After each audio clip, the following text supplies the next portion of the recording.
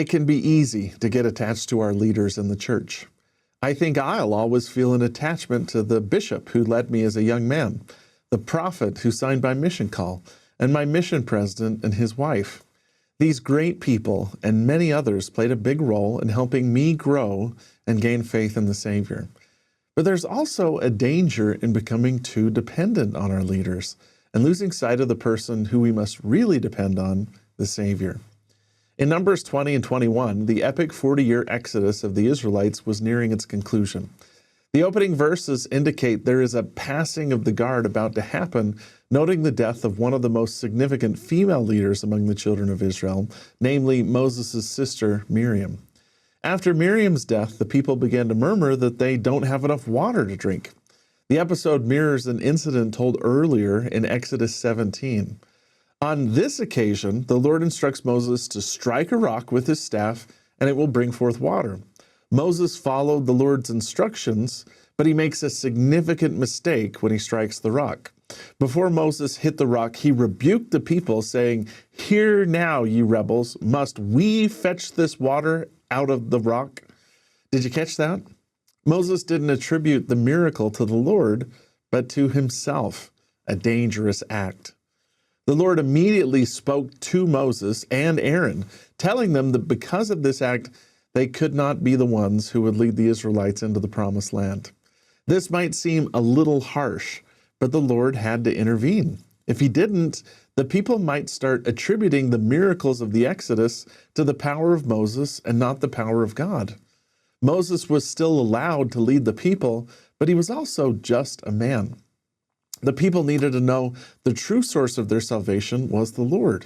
This didn't erase all the great works the Lord had already carried out through Moses, but Moses was a mortal person who was eventually going to be taken away and leave the people.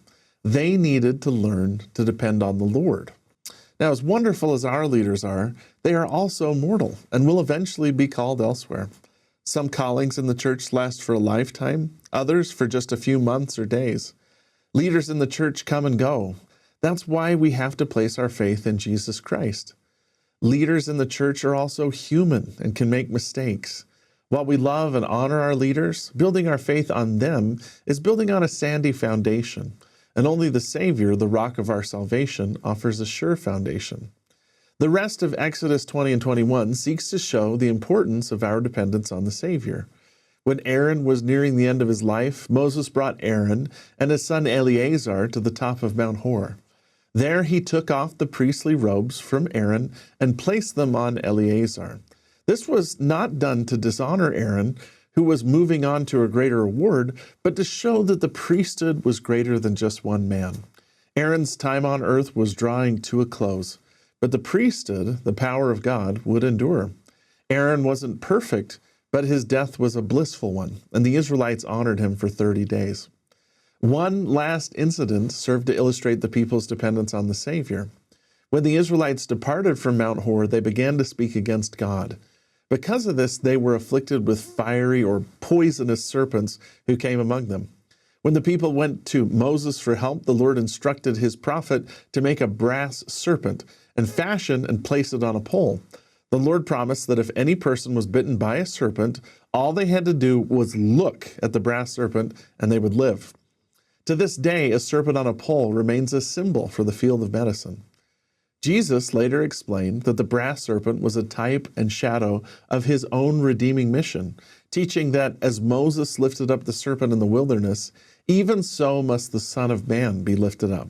Several prophets in the Book of Mormon referred to this incident, noting that many of the Israelites perished because of the unbelief and their refusal to look at the brass serpent and be saved.